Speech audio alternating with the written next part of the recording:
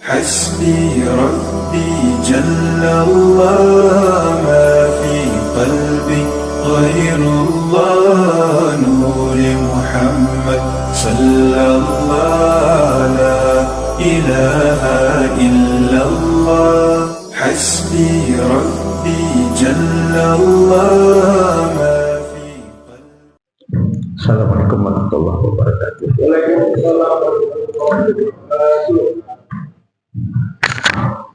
Bismillahirrahmanirrahim. Alhamdulillahirabbil alamin.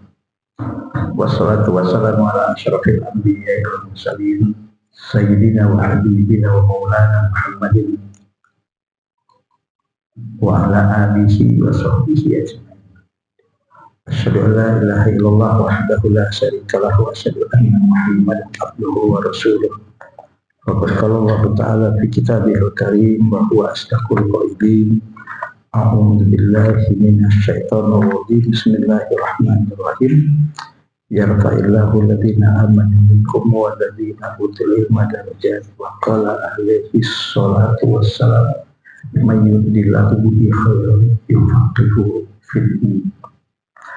Hadirin Bapak dan Ibu yang dimuliakan oleh Allah, langsung saja pertama kali kita buka kali ini dengan membaca Bismillahirrahmanirrahim. Selanjutnya mari kita membacakan suratul Fatihah. Insyaallah mudah-mudahan bertawasul dengan membaca suratul Fatihah ini kita berniat dan kita doakan orang tua kita, guru-guru kita, keluarga kita, sahabat kita, orang-orang yang pernah berjasa dalam hidup kita, atau siapapun di jemaah masjid atau ini, atau siapapun yang pernah menyumbangkan sebagian harta tenaga pikiran untuk kemaslahatan masjid ini, khususnya mereka-mereka yang telah meninggal dunia. Kita doakan, ya Allah, ampuni segala dosa, kesalahan dan kesilapan selama hidup mereka, ya Allah. Terima semua kebaikan dan amal soleh yang dilakukan selama hidup mereka, ya Allah. Lapangkan dalam kubur mereka masing-masing dan masukkan mereka ke dalam surga, ya Allah. Dan juga Fatihah ini, dengan membaca suratul Fatihah ini kita bertawasul, kalau ada di antara kita, orang tua kita, orang-orang kita cintai, atau siapapun dari yang mereka tadi yang masih hidup, yang diuji oleh Allah dengan berbagai macam penyakit, baik penyakit lahir maupun penyakit batin, khususnya jemaah kita Pak Chandra ya, mau dioperasi jantung, yaitu di bypass kalau saya nggak salah informasi. Kita doakan mudah-mudahan dilancarkan oleh Allah dan mudah-mudahan disehatkan kembali oleh Allah Subhanahu wa Ta'ala. Dan juga kita berharap mudah-mudahan kita semua dalam keadaan sehat walafiat lahir dan batin, diluaskan dan diberkahi rezeki yang diberikan kepada kita, sehingga menjadi rezeki yang halal, rezeki yang berkah, rezeki yang membawa kepada kemuliaan hidup dunia dan akhirat. Alhamdulillah wa ala kulli niyatin sholihah. Al-Fatihah. A'udzu billahi minasyaitonir rajim. Bismillahirrahmanirrahim. Alhamdulillahi rabbil alamin arrahmanir rahim maliki yaumiddin. Iyyaka na'budu wa iyyaka nasta'in. Ihdinas siratal mustaqim. Siratal ladzina an'amta 'alaihim ghairil maghdubi 'alaihim waladdallin. Tema yang akan kita bahas hari ini adalah satu hadis qudsi yang menjelaskan tentang tidak bolehnya atau dilarangnya kezaliman. Bismillahirrahmanirrahim. An Abi Dzarrin radhiyallahu anhu, dari Abu Dzarrin, namanya biasanya dikenal dengan Abu Dzarrin Al-Ghifari. Ini seorang sahabat Rasulullah, ya, tapi beliau wafat di Mesir. Dan alhamdulillah saya sudah pernah menziarahi makam beliau. Itu tidak jauh dari makam Imam Syafi'i. Dan Imam Syafi'i pun makamnya tidak jauh dari gurunya namanya Waqi'. Dan juga seorang ulama hadis yang mensyarah kitab Sahih Bukhari. Nama kitabnya adalah Fathul Bari. Penulisnya adalah seorang ulama yang bernama Ibnu Hajar Al-Asqalani. Ini juga makam beliau di Mesir juga. Ya. Subhanallah, Abu Dzar Al-Ghifari ini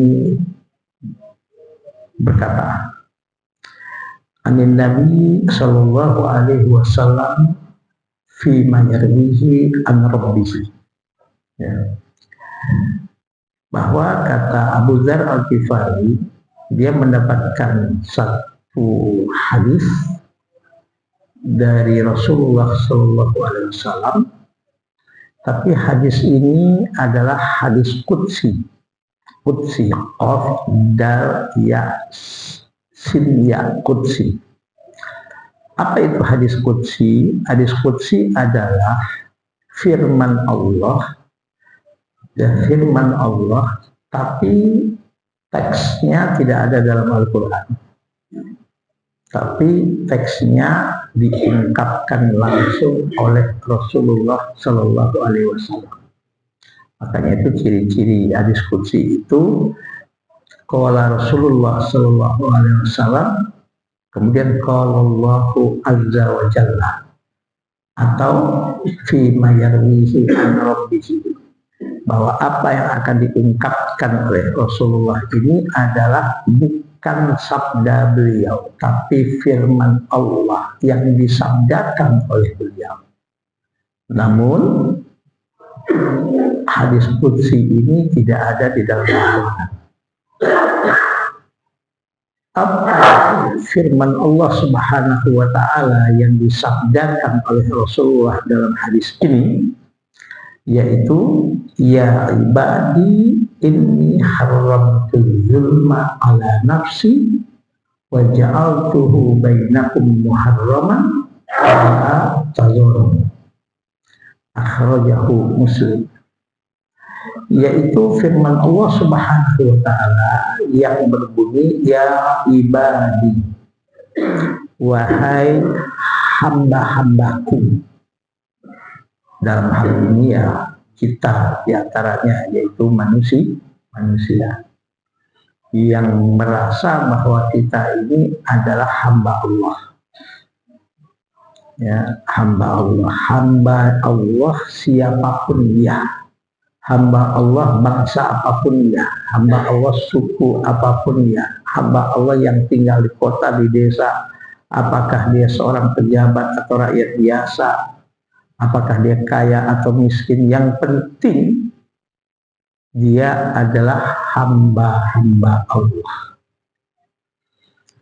Nah, Allah Subhanahu wa Ta'ala ungkapkan ya, dalam hadis qudsi ini, kata Allah, ya ibadi, wahai semua hamba-hambaku, kata Allah, inni haramtu zulma ala nafsi, sesungguhnya aku, kata Allah, mengharamkan kezaliman atas diriku.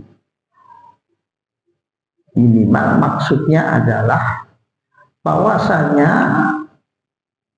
ya, Allah itu segala apapun yang disebut dengan hukum Allah, yang dikenal dengan istilah hukum syar'i. Karena kalau kita belajar ilmu usul fikih, bab tentang siapa itu al-hakim yang punya hak prerogatif di dalam menetapkan hukum syar'i, ya, halal dan haramnya sesuatu, sunnah makruhnya sesuatu, dan wajibnya sesuatu, itu yang menyatakan halal dan haram itu ya sebetulnya Allah. Makanya itu para ulama ketika menyatakan bahwa ini halal, ini haram, ini boleh, ini tidak, ini makruh, itu tidak boleh bicara hanya sekedar bicara dan tidak punya alam dasar dan tidak punya dalil dan tidak punya dasar. Tidak boleh. Ya boleh. Harus jelas dasarnya, harus jelas dalilnya. Ya.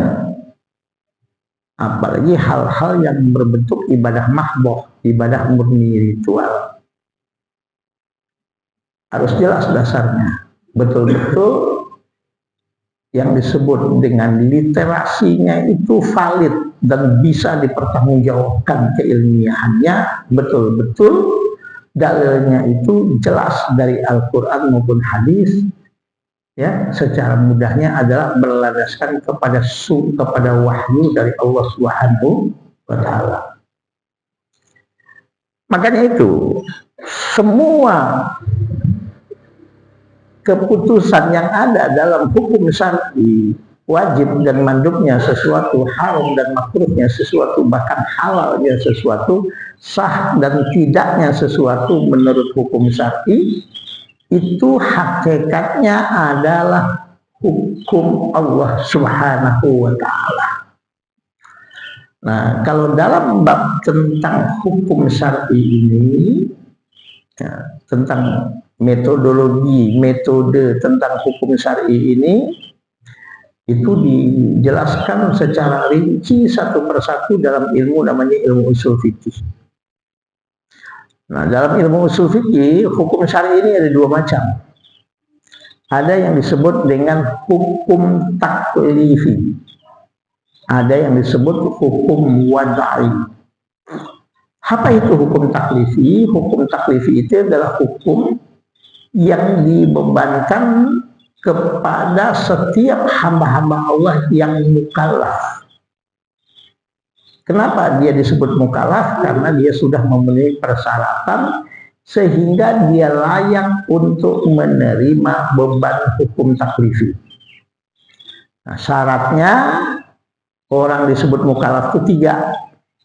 1, dia sebagai seorang muslim. Kedua, dia sudah baligh. Dan ketiga, berakal sehat. Nah, baligh ini ukurannya apa?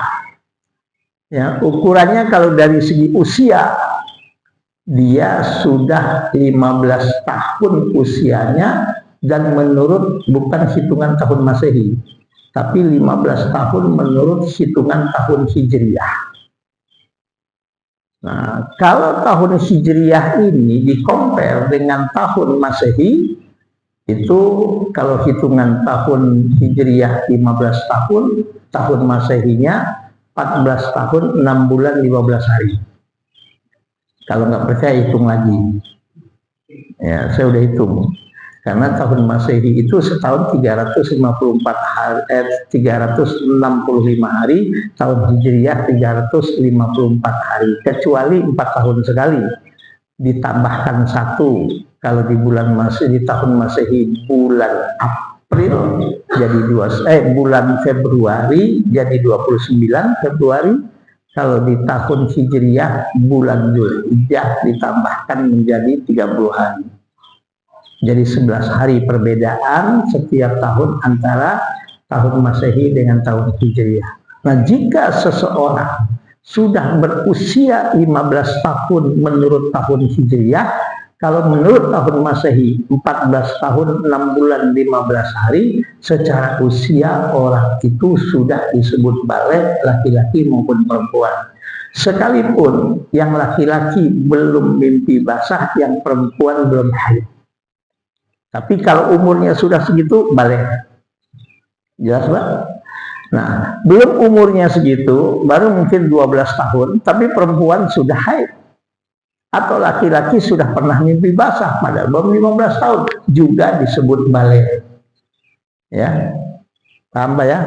Nah, syarat yang ketiga, seorang mukallaf itu harus punya akal sehat. Artinya akal sehatnya tidak terganggu seperti orang gila. Itu terganggu akal sehatnya, maka orang gila tidak disebut mukallaf sekalipun dia orang gila muslim dan orang gila yang sudah baligh. Nah, hukum taklifi itu ada 2 macam. Ada berbentuk iktidha, ada berbentuk takhir. Iktidha adalah tuntutan. Tuntutan dua macam. Ada tuntutan untuk dilakukan, ada tuntutan untuk ditinggalkan. Nah, tuntutan untuk dilakukan itu yang harus dilakukan namanya wajib, anjuran untuk dilakukan namanya mandub, tuntutan untuk ditinggalkan yang harus ditinggalkan namanya haram, yang anjuran untuk ditinggalkan namanya makruh. Nah, yang netral, tidak ada unsur perintah, tidak ada unsur larangan, disebut dalam hukum syar'inya mubah atau haram. Jelas Pak ya? Ada lagi hukum syar'i itu namanya hukum wad'i. Ya, hukum wad'i ini ada 3, sebab, syarat, dan larangan. Ya, atau bukan penghalang, bukan larangan, penghalang. As-sababu wasyartu wal mani. Contoh, ada orang sholat. Ya, ada orang sholat. Dia sholat, bajunya ada najis. Pakaian yang digunakannya atau tempat dia sholat ada najis. Pertanyaannya, sahkah sholat dia? Jawabannya tidak. Kenapa tidak sah? Karena di antara salah satu syarat sahnya sholat adalah harus suci badan dan tempat atau pakaian dari najis. Karena pakaiannya atau badannya atau tempat dia sholat ada najisnya itu sebagai sebab sholatnya tidak sah. Nah, ini namanya hukum wad'i. Gampangnya hukum wad'i ini walaupun tidak utuh ya istilah, karena tidak utuh sebutannya, yaitu hukum kausalitas. Nah, hukum kausalitas, orang-orang yang di fakultas hukum ngerti ini. Hukum kausalitas itu hukum yang membahas tentang sebab akibat.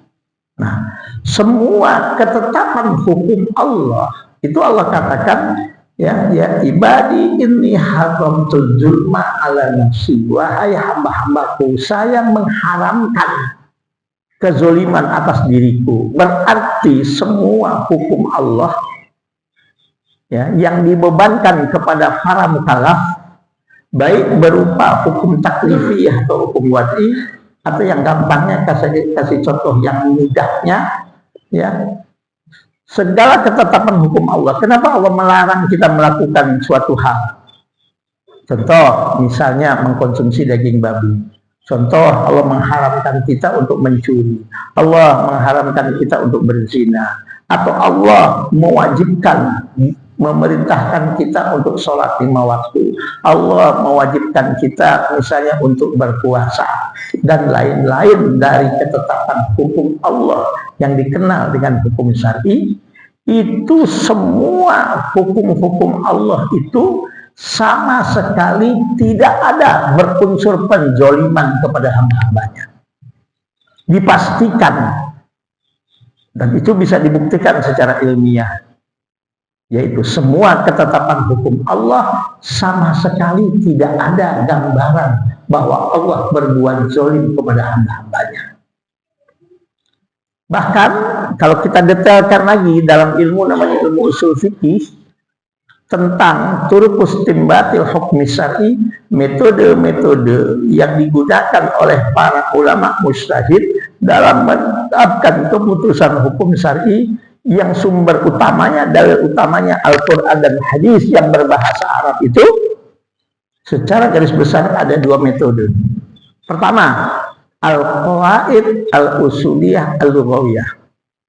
Ya, nerangin hadis ini harus berhubungan Pak dengan ilmu macam-macam Pak, supaya nggak ngaco. Orang kan sekarang banyak ngomong nggak boleh, nggak ada tuh landasan dari Nabi. Al-Fatihah ini apa-apaan gitu lagi. Kayak yang pinter cuma dia doang. Sekalian aja katanya Al-Baqarah, sekalian aja Al-Imran, sekalian aja An-Nisa, Al-Maidah. Ya Allah, keyakinan orang jangan jadi bahan ledekan gitu oleh jemaahnya, ketawa. Kan kacau ini Pak. Ada nggak Pak Icon yang model begini?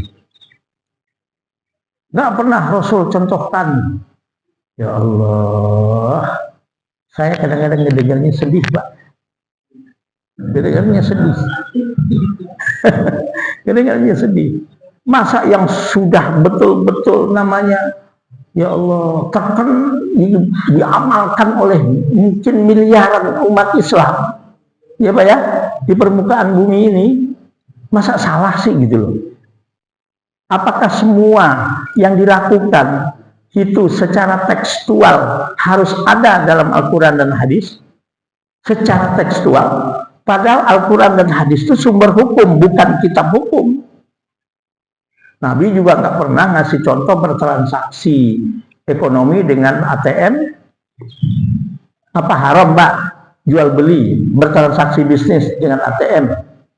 Saya kan sering banget itu. Kalau beli buku ke toko-toko kitab, saya telepon aja atau saya WA. Oh iya Pak Ustadz, saya kirimkan. Dia udah kenal saya kenal beliau. Oh iya, saya kirimkan. Nah, nanti udah sampai baru saya bayar. Sekarang ada jual beli pakai online. Apa pernah Rasulullah Shallallahu Alaihi Wasallam mencontohkan jual beli pakai online? Oh, itu beda. Beda apa? Semua kehidupan kita sebagai Muslim wajib hukumnya berunsur ibadah. Kalau ingin apa yang kita lakukan itu betul-betul dapat pahala dari Allah Subhanahu wa Ta'ala. Maka dalam Islam itu ibadah itu ada ibadah mahdhah, ada ibadah ghairu mahdhah.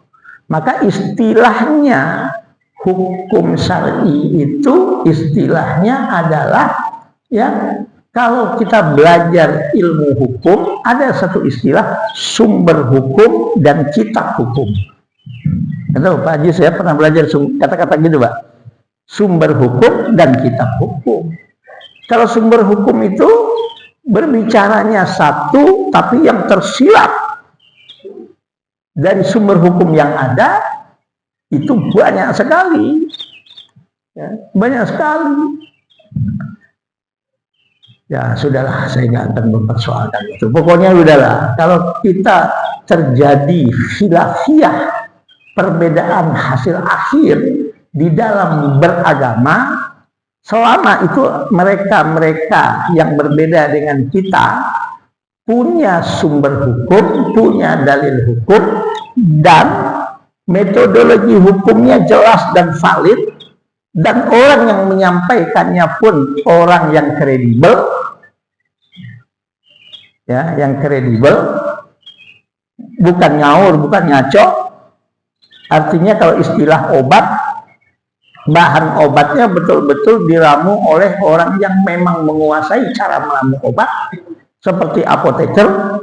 Nah sekarang saya tanya, Pak, obat diramu oleh orang yang kompeten dalam meramu obat dengan obat diramu oleh orang yang tidak kompeten dalam meramu obat, walaupun bahan obatnya, hasil ramuannya beda apa sama? Beda. Yang diramu oleh orang yang kompeten insya Allah jadi obat.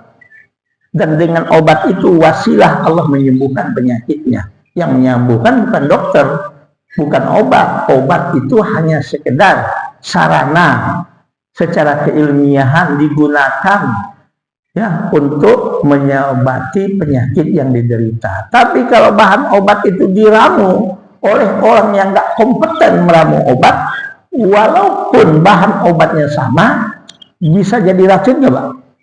Bisa jadi malpraktik nggak, Pak? Bisa nggak? Bisa. Jadi di masyarakat ini bisa terjadi malpraktik hukum syar'i karena banyak orang yang berbicara tentang hukum syar'i, orang yang sebetulnya tidak kompeten atau belum kompeten.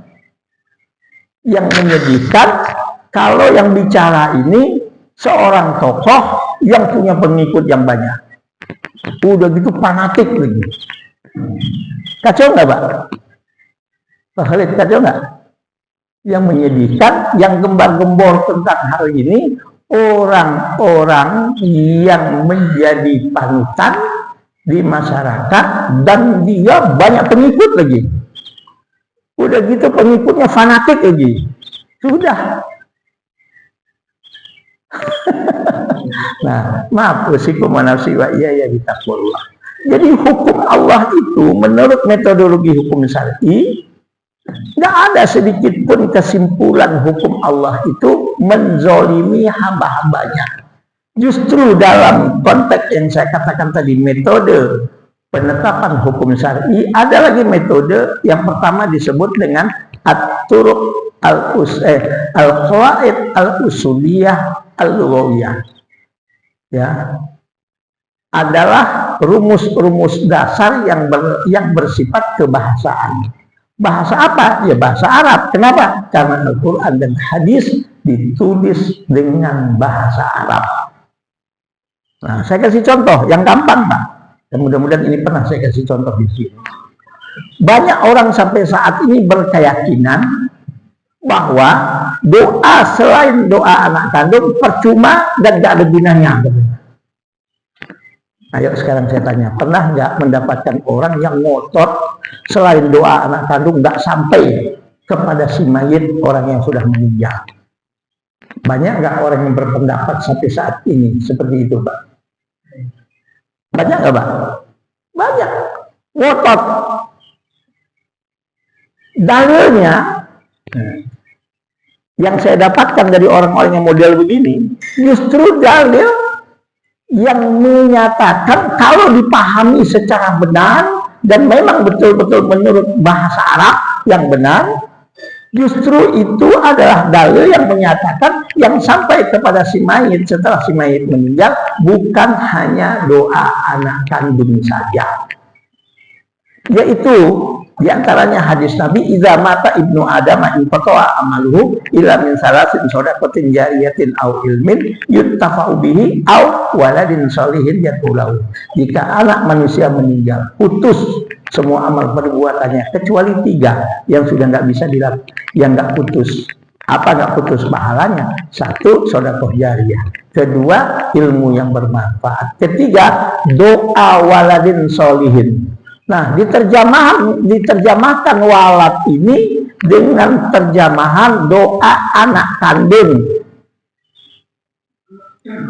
Ya Allah, Al-Quran hadis itu bahasa Arab. Jangan simpulkan menurut pengertian bukan bahasa Arab.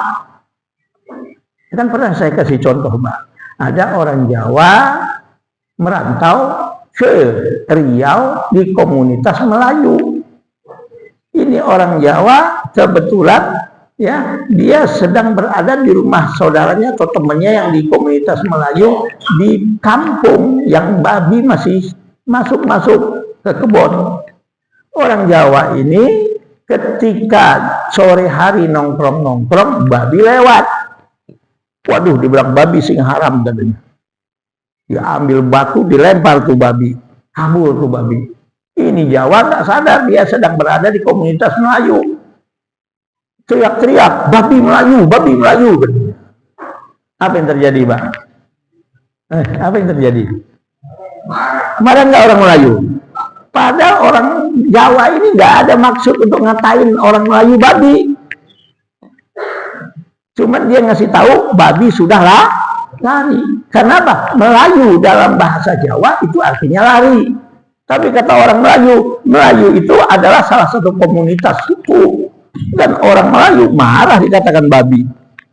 Gara-gara orang Melayu memaksakan untuk menerjemahkan, menyimpulkan omongan orang Jawa, orang Melayu babi. Ya kan tuh? Sama orang Betawi sama orang Sunda. Ya kan? Orang Sunda kecebur sumur. Dia minta bantuan sama orang Betawi, minta tangga karena dia ingat di atas ada tangga, teriak-teriak dari bawah, taraje katanya. Kedengaran orang Melayu mau ditolongin, taraje. Apa kata orang Betawi? Sombong banget nih orang Sunda. Sudah mau mati, gue mau tolongin, masih dibilang taraje. Kata orang Sunda di atas, aduh, kejem banget ini orang Betawi. Gue udah mau mati begini. Minta teriak-teriak tangga, pada di atas ada tangga dia nggak tolongin katanya. Gara-gara apa, Pak? Orang Melayu, orang Jawa atau orang Betawi memaksakan bahasa Sunda dipaksakan dipahami menurut pemahaman orang Betawi. Walad dalam bahasa Arab itu bukan anak kandung. Kalau nggak percaya, buka aja kamus-kamus Arab ke Arab. Anak kandung dalam bahasa Arab apa? Laki-laki ibnun, perempuan bintun. Maka Muhammad bin Abdullah, Fatimah binti Muhammad. Itu baru anak nasab, anak namanya keturunan. Itu namanya anak. Kalau yang keputusan hukum syari itu Pak, nggak ada yang menzolimi Pak, nggak ada yang menzolimi, nggak ada. Allah menzolimi hamba-hambanya itu nggak ada. Kalau yang sampai kepada si mayit setelah si mayit ini meninggal hanya doa anak kandung, maaf, Allah berarti zolim kepada banyak hamba-hambanya. Kenapa? Karena banyak orang yang meninggal nggak sempat punya anak waktu dia hidup. Baik dia meninggal terlebih dahulu sebelum nikah, ataupun dia nikah tapi sampai mati nggak punya anak. Berarti Allah zalim kepada orang nggak punya anak. Kalau yang sampai kepada si mayit hanya doa anak kandung. Betul nggak Pak? Betul nggak Pak? Allah berarti zalim kepada siapa? Kepada hamba-hambanya yang nggak punya anak. Yang kedua, kalau yang sampai kepada si mayit hanya doa anak kandung, apa gunanya syariat sholat jenazah? Kenapa? Karena sholat jenazah takbir ketiga, takbir keempat isinya doa semua kepada yang sholat, dari yang sholat kepada yang meninggal. Ya kan Pak?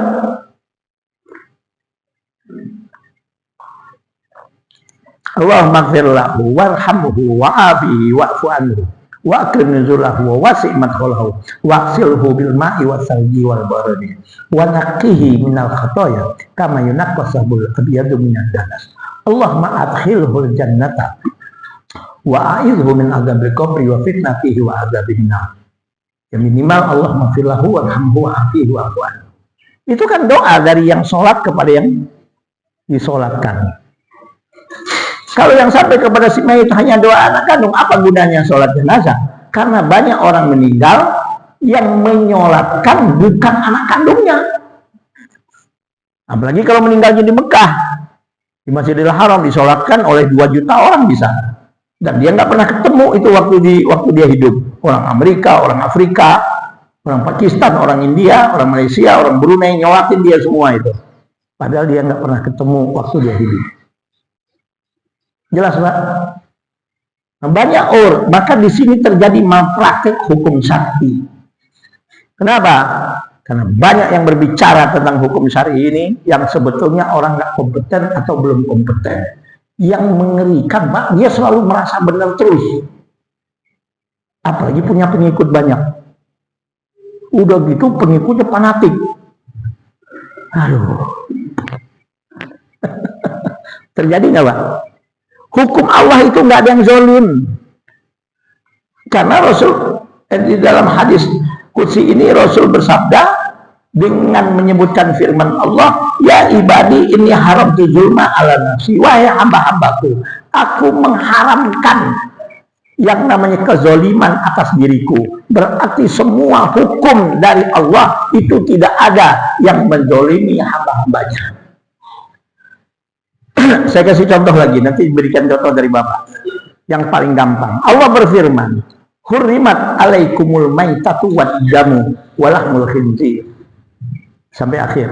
Allah mengharamkan kepada kalian ulimat alaikumul maitatu, bangkai, wad damu, dan darah. Nah, kita ambil contoh darah aja. Ayam dagingnya halal kalau disembelih. Sapi dagingnya halal kalau disembelih secara syar'i. Kambing dagingnya halal dikonsumsi kalau kambing itu disembelih secara syar'i. Oke, halal dagingnya. Tapi walaupun dagingnya halal, tapi darahnya haram dikonsumsi, yang disebut dengan marus. Sayang, mubazir, kan daging sapi, kan sapi ini darahnya banyak, ditampung di ember, di bak gede. dibikin marus. Astagfirullahaladzim. Ada nggak masyarakat yang mengkonsumsi marus, Pak? Haram itu, Pak. Allah yang bilang, "Hurimat alaikumul maitatu wad-damu wa lahmul khinzir." Kenapa Allah mengharamkan darah untuk dikonsumsi walaupun dagingnya halal?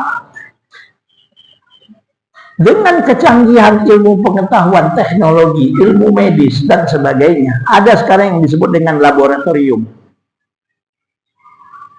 Diambil darah kita hanya berapa gitu, disuntik, disedot, ya sedikit segini, yang ini cuma segini ukuran botolnya, dimasukkan ke lab. Dalam hitungan tidak sampai sejam, itu orang laboratorium sudah bisa menyimpulkan bahwa Bapak yang diambil darahnya tadi ini penyakit-penyakit yang ada dalam tubuh Bapak.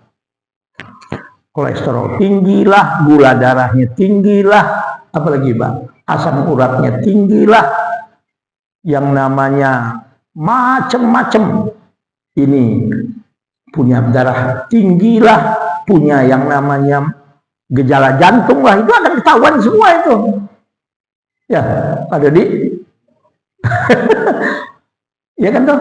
Zaman Rasul tidak ada laboratorium secanggih sekarang, Pak. Tapi, maaf kaki saya gini. Tapi Allah Subhanahu wa Ta'ala sudah memberikan wahyu kepada Allah, kepada Rasul untuk disampaikan kepada umat manusia bahwa darah itu adalah haram dikonsumsi. Kenapa? Allah nggak mau menzalimi hamba-hambanya. Kalau kita mengkonsumsi darah, berarti kita mengkonsumsi apa, Pak? Tempatnya penyakit. Makanya Pak Baskoro itu sehat karena hampir tiap waktu tertentu donor darah dia. Iya Pak Baskoro ya? 2 bulan sekali donor darah. Ya, saya tahunya bukan Pak Baskoro telepon saya lihat di Facebooknya gitu. Kucing berapa ekor Pak Baskoro? Udah 12 ekor. Jadi Rasul itu hidup di zaman yang teknologi modern, kedokteran belum seperti sekarang, Pak. Tapi subhanallah, dengan kecanggihan teknologi ilmu medis sekarang ini, bahwa apa yang diharamkan oleh Allah diantaranya yang namanya darah, bukan Allah kejam dan menzalimi hambanya. Justru Allah sayang, ingin menyelamatkan hamba-hambanya. Ya Pak ya. Contoh lagi, kenapa Allah Subhanahu wa Ta'ala mengharamkan yang namanya bangkai, sekalipun dari binatang yang dagingnya halal dinikmati. Kenapa kalau dia jadi bangkai nggak boleh? Bangkai itu binatang yang mati karena tidak disembelih secara syar'i, itu bangkai. Apalagi dia tidak disembelih. Ada kambing mati, wah sayang dagingnya, kita kulitin aja, kita makan. Nggak boleh. Ayam mati sayang, nggak boleh. Kenapa? Karena kambing mati, sapi mati, ayam mati, bebek mati tanpa disembelih, apalagi menyembelihnya bukan secara sesuai dengan syariat, ya itu darahnya nggak keluar. Jangankan mati, disembelih saja dengan cara misalnya dipingsankan dulu itu binatang, walaupun disembelih shot begitu Pak, darahnya nggak maksimal keluar. Kalau sudah nggak maksimal keluar, berarti masih banyak sisa-sisa darah yang menempel di daging. Kenapa nggak maksimal? Karena dipingsankan. Pengaruh obat bius kepada binatang itu membuat jantungnya tidak berfungsi secara normal, membuat otaknya juga tidak berfungsi secara normal. Jadi tidak ada tekanan dari tubuh hewan yang disembelih dengan cara dipingsankan dulu tadi, tidak ada tekanan untuk membuat darahnya keluar maksimal.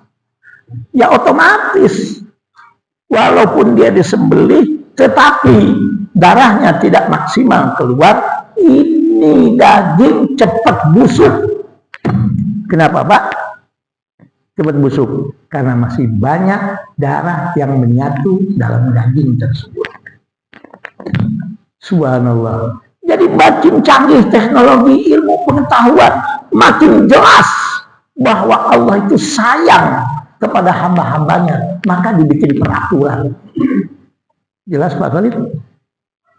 Ayo, apalagi bukan dari saya lah. Yuk kita buktikan kebenarannya bahwa Allah itu sayang kepada hamba-hambanya melalui hukum yang ditetapkannya. Ayo, apalagi Pak? Jangan dari saya contohnya, dari Bapak. Kasih contoh aja, satu aja, yang dilarang atau yang diperintahkan. Enggak nama, ayo cepet Pak. Apa Pak Ijan? Rokok. Rokok itu dilarang, tetapi dilarangnya tidak seperti haram. Oke, tidak seperti haram. Apa bedanya? Ya, yang dilarang tapi tidak haram hanya sebatas makruh. Apa bedanya? Tapi segala apapun yang dilarang, baik dilarangnya secara qat'i, ya, telak harus ditinggalkan, ataupun dilarangnya hanya dianjurkan. Apa bedanya? Kalau yang diharamkan, kalau kita tetap melakukannya, kita dianggap bermaksiat dan berdosa. Tapi kalau yang makruh, kalaupun kita lakukan, kita nggak berdosa, nggak dianggap maksiat, tapi Allah gedek sebel-empet melihatnya.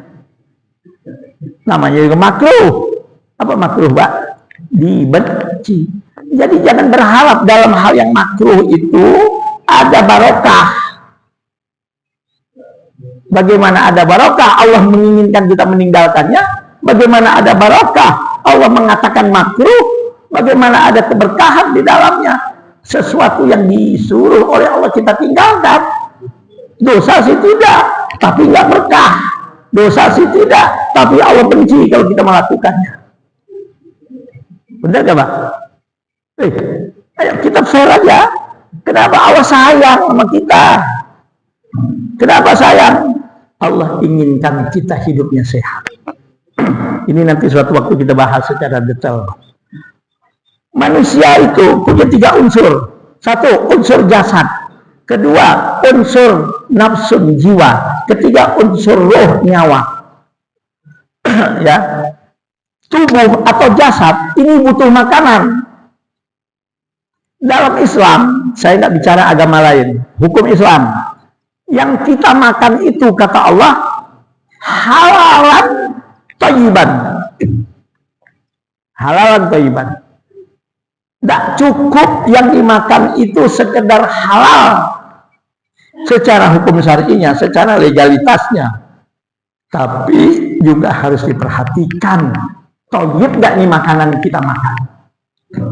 Udah tahu penyakitnya darah tinggi, makannya durian. Oke Pak, udah tahu asam uratnya tinggi, doyannya makannya Pak, kalau dilarang susahnya bukan main, soto Betawi jeroan, udah gitu pakai emping lagi.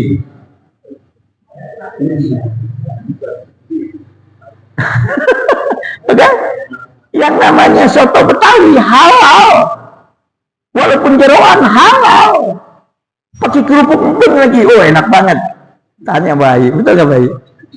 Tapi darah tingginya yang asam uratnya udah 9. Nambah lagi ngerokok gitu.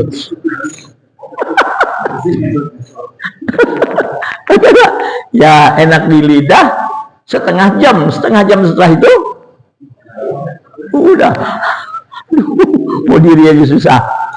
Itu yang namanya soto Betawi jeroan emping. Bagi orang yang terkena penyakit asam urat tinggi itu udah nggak thayyib. Halal sih halal, tapi udah nggak thayyib. Bagaimana? Supaya jasad kita selamat. Allah sayang sama kita. Maka Allah katakan, makan jangan cuma dilihat legalitas syar'inya halal, tapi lihat juga masih layak nggak sama kita, masih thayyib nggak untuk tubuh kita. Bagaimana? Udah tahu gulanya tinggi, karbohidratnya, makanan yang banyak karbohidrat semua, makan nasi, lauknya mie, tambah lagi yang namanya kentang, tambah lagi apa Pak? Apa? Roti, Tambah lagi, habis makan ada singkong lagi. Lah, udah tahu punya penyakit seperti itu, karbohidrat mulu yang dimakan, kacau nggak, Pak? Maka bisa jadi diabetesnya menyebabkan dia terkena penyakit jantung nanti. Dan bisa terjadi sesuatu yang terganggu dalam tubuhnya, peredaran darahnya terganggu, minimal pengentalan darah. Saya bukan dokter, cuman saya tanya-tanya sama dokter, jawabannya begitu, Pak. Makanya Islam mengatakan makan nggak cukup cuman legalitasnya halal, toyib nggak untuk tubuh kita. Itu makanan jasad, makanan rohani, makanan jiwa. Jiwa ini sering disebut dengan sukma, Pak. Itu jiwa. Yang ketiga unsur manusia itu ruh. Kalau ruh sudah keluar dari tubuh seseorang, tubuh itu akan mati. Dan sukma juga otomatis keluar. Tapi kalau roh masih ada, sekalipun sukmanya keluar, ya, dia tidak mati. Contoh lagi tidur, ya, mimpi ketemu kakeknya yang udah meninggal 20 tahun yang lalu. Pernah nggak mimpi kayak gitu, Pak? Berarti yang ketemu apa? Sukmanya, sukma kakeknya dengan sukma dia ketemu. Karena yang mati itu cuma jasad, sukma dan roh nggak mati. Sukma ini dalam bahasa agama disebut an-nafsu. Nafsu ini ada 7, Pak. Yang paling parah, yang paling rendah tingkatannya, yang disebut an-nafsu al-ammarah bisu. Jiwa yang selalu menyuruh untuk melakukan perbuatan jahat dan jelek. Nah, yang agak baik sedikit nanti namanya an-nafsul lawamah. Jiwa yang biasanya ya membuat si pelakunya menjadi hina. Nah, itu masih di atas. Yang lebih atasnya lagi, yang agak baik sedikit, an-nafsu al-mulhamah. Seperti Allah katakan, ini kan ada ayatnya kata an-nafsul ammarah bisu, ada an-nafsul lawamah, ada lagi an-nafsu al-mulhamah, yaitu ya qad aflaha man zakkaha wa qad khaba man dassaha. Kalau nafsu jiwa mulhamah ini dibersihkan, dia akan beruntung. Tapi kalau dikotori, maka dia akan rugi dalam hidupnya. Nah, yang keempat itu, yang keempat an-nafsul mutmainnah. Nah, inilah yang Allah katakan, ya ayatuhan nafsul mutmainnah irji'i ila rabbiki radiyatan mardiyah. Wahai jiwa-jiwa yang tenang, ketika engkau dipisahkan dari tubuh, ketika dipisahkan dari tubuh, kembalilah engkau kepada Tuhanmu dalam keadaan tenang. Nah, ya minimal kita punya jiwa yang kayak gini, Pak, minimal. Janganlah punya jiwa yang selalu nyuruh kita berbuat jahat. Janganlah kita punya jiwa yang selalu kalau kita lakukan perbuatan itu membawa kita untuk menjadi orang yang hina. Atau seandainya punya, dan memang kita punya nafsu namanya al-mulhamah, tapi kita mampu mengendalikannya sehingga kita tidak terjerumus ke lembah dosa dan maksiat. Inilah qad aflaha man zakkaha. Telah beruntung orang yang mampu membersihkan jiwanya, sukmanya dari hal yang jelek-jelek. Dan wa qad khaba man dassaha. Rugilah orang yang tidak mampu membersihkan jiwanya. Sakit dengan apa jiwa itu? Ya penyakit-penyakit jiwa. Apa penyakit jiwa? Imam Ghazali dalam kitab Ihya Ulumuddin merinci penyakit jiwa ini banyak sekali dalam babnya tazkiyatun nafsi. Contoh, Pak, rakus. Orang rakus itu orang yang jiwanya sakit, Pak. Nggak cukup-cukup. Orang yang jiwanya sakit, udah banyak bagaimanapun harta yang dia dapat, udah tinggi bagaimanapun jabatannya, masih aja udah waktunya harus turun, masih nggak mau turun, bikin peraturan macam-macam. Ini orang yang jiwanya sakit. hartanya udah banyak, masih aja kurang. Apalagi masih iri aja ngelihat kepada orang yang agak lumayan hidupnya. Padahal duitnya udah banyak, hartanya udah berlimpah. Itu namanya sakit jiwa. Seperti siapa orang yang sakit jiwa? Fir'aun. Itu sakit jiwa itu, Pak. Seperti siapa orang yang sakit jiwa? Korun. Duitnya udah banyak, hartanya udah banyak, masih aja rakus dan sadis. Sekarang banyak nggak Fir'aun di dunia sekarang? Banyak nggak korun-korun di dunia ini sekarang, Pak? Itu orang-orang yang sakit jiwanya. Yang mengerikan, orang-orang yang sakit jiwanya ini jadi pemimpin.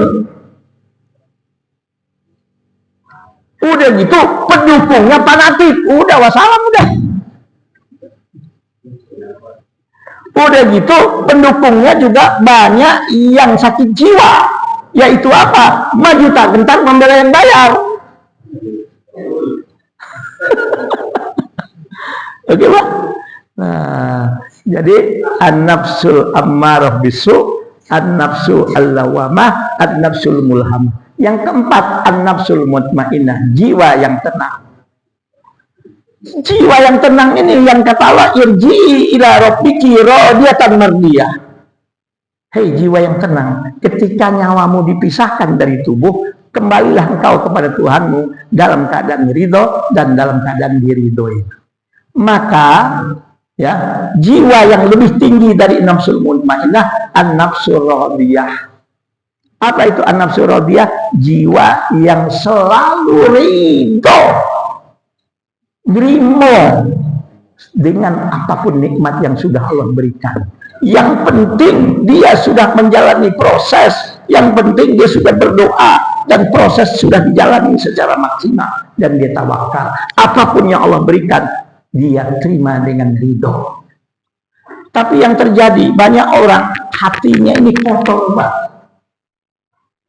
Hatinya kotor dengan kerakusan. Selalu aja halaman di rumah orang dilihat rumputnya, selalu aja rumput yang di halaman rumah orang lain selalu dilihat lebih hijau daripada rumput di rumahnya. Padahal rumput di rumahnya lebih bagus daripada di halaman rumah orang.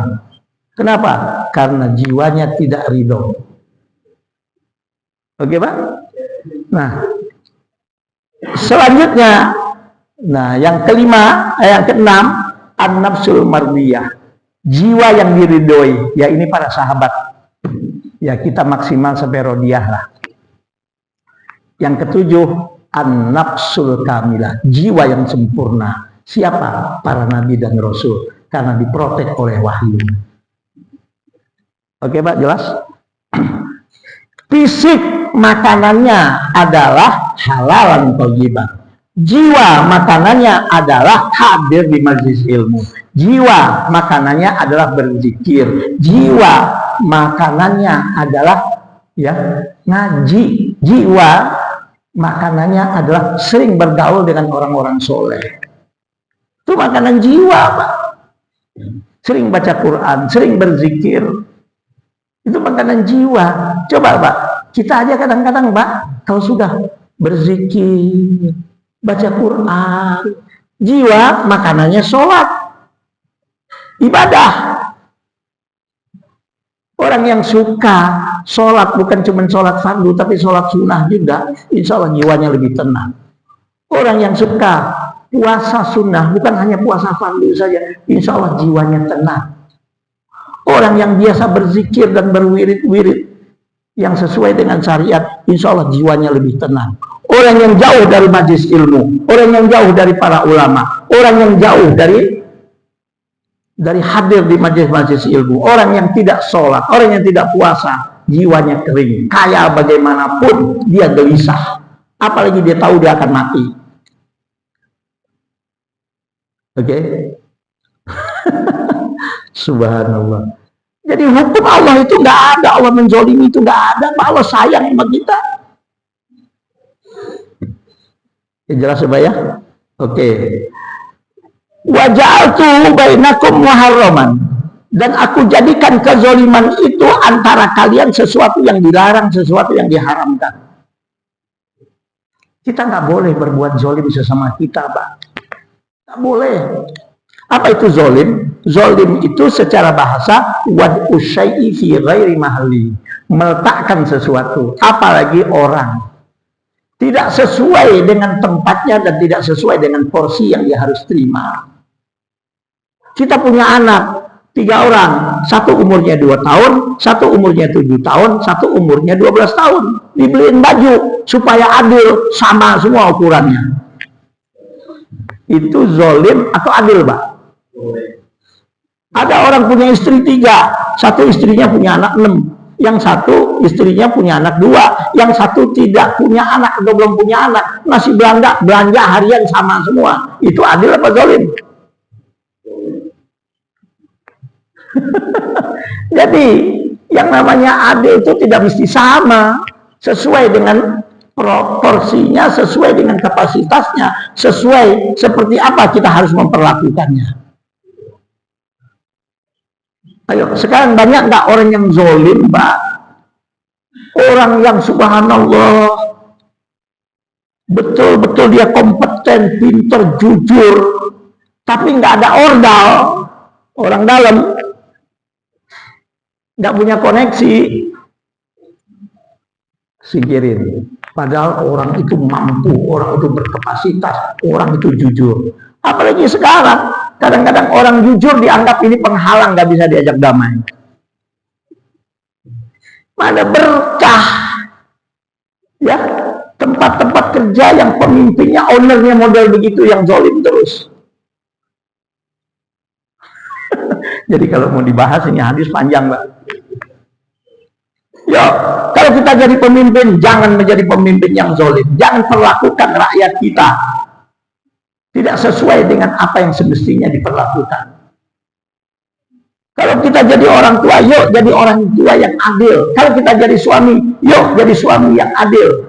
Allah nggak melarang laki-laki nikah lebih dari 1, tapi wajib adil. Jelas, Pak? Tuh, Pak. Baik. Allah nggak melarang nikah lebih dari 1. Dilarang nggak, baik?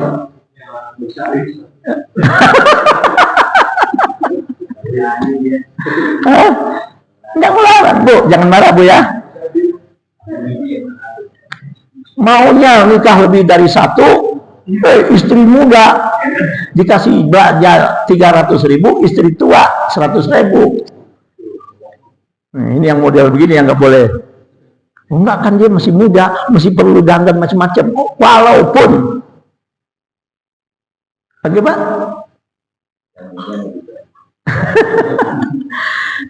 Maka kata Allah dalam ayat ini, karena kezoliman itu dilarang antar kalian, fala tazolamu, janganlah kau saling menzolimi.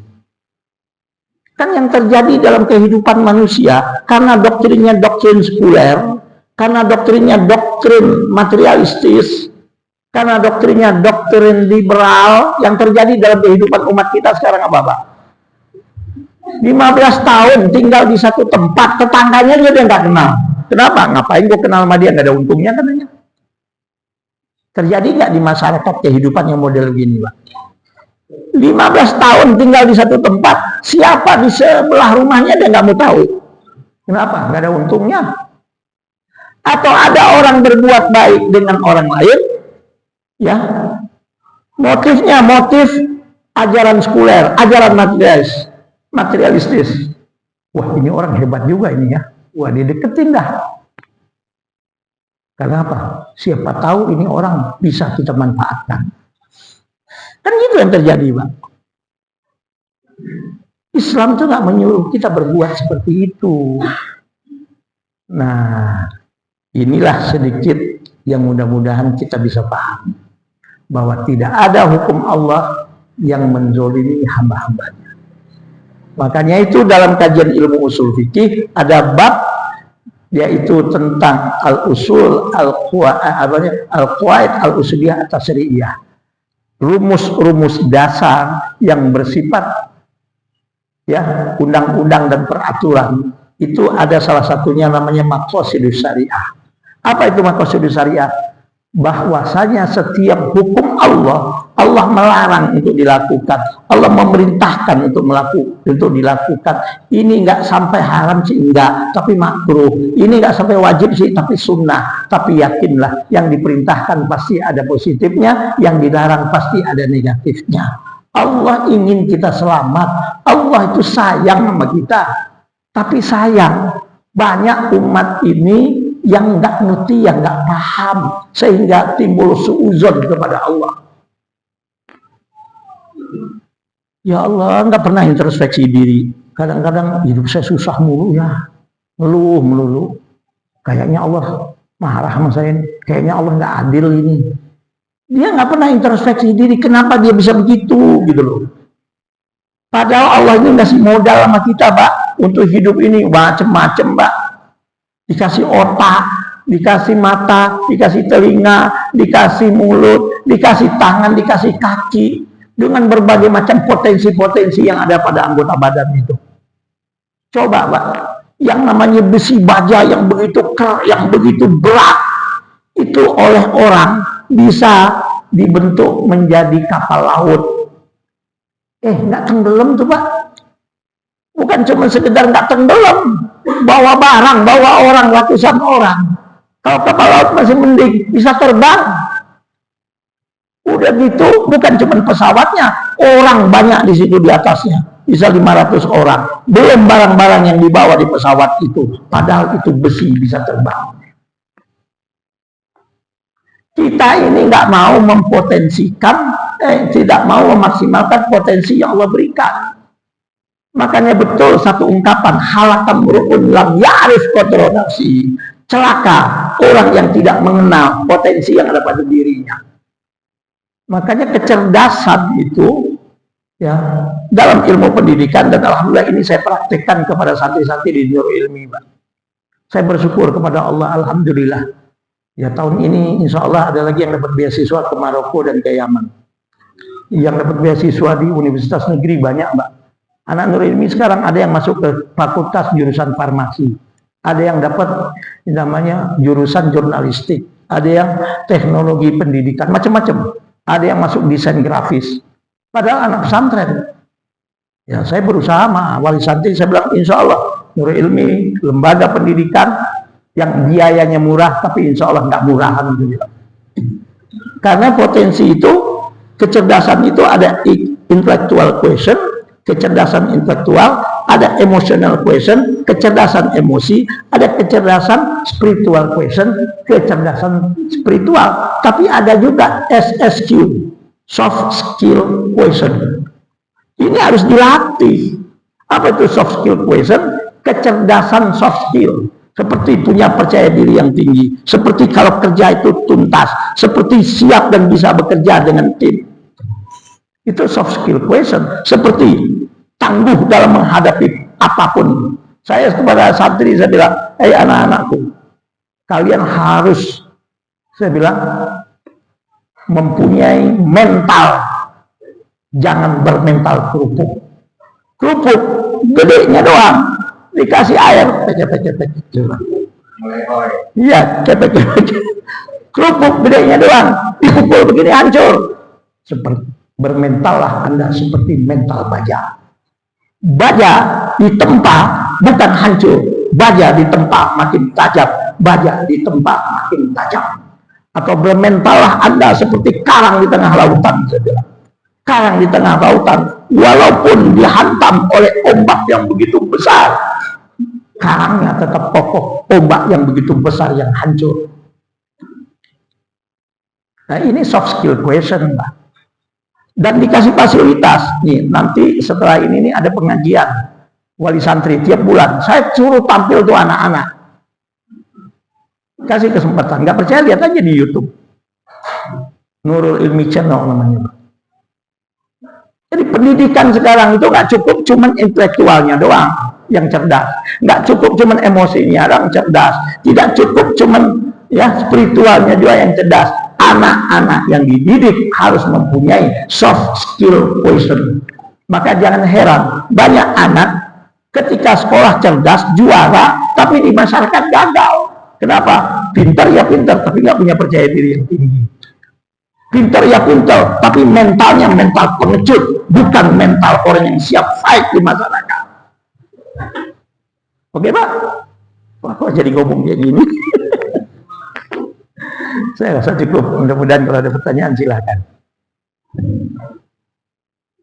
Ya, kadang saya meyakini pesantren itu amanah dari Allah dan amanah dari para donatur. Ya, alhamdulillah saya bersyukur kepada Allah. Ya, ada di antara jemaah ini yang jadi donatur di Nurul Ilmi. Mudah-mudahan, ya, saya yakin amanah itu saya pegang.